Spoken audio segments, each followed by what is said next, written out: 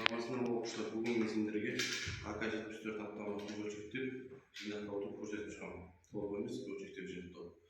Жаңадан толық емес бөлшектеуіміз норматив 12, толық емес жинақтауымыз норматив 13 деп аталады. Қазір сендерге автоматты бөлшектерін атап, автоматты толық емес бөлшектеп жинақтауды көрсететін боламыз. Біріншіден, олжаттарды автоматты бөлшектеп аламыз. Кейін сақтандырғышты ашып, қорабының ішінде оққылар көреміз. Кейін дүңгінің арт жағында пенал болады. Пеналды ажыратып аламыз. Сүңгіні аламыз. Жалын сөндіргіш коммутатор шешіп аламыз.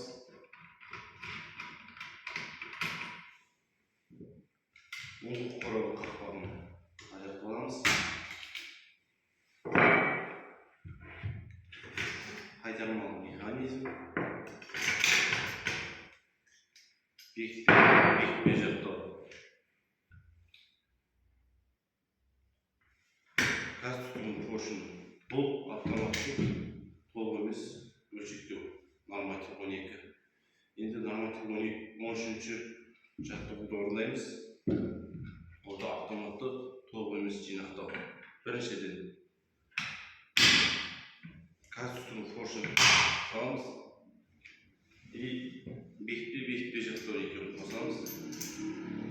Бұны орнына қоямыз. Қайтармалы механизм қосамыз. Бұны қорабының қақпағы. Мына жерде міндетті түрде шүріппені басып сақтандырғышты жабамыз.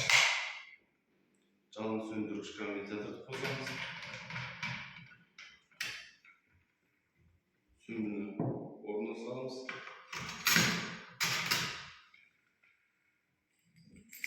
Пеналды. И оқжаттарды орнына қосамыз. Осымен 13-ші норматив орындалды.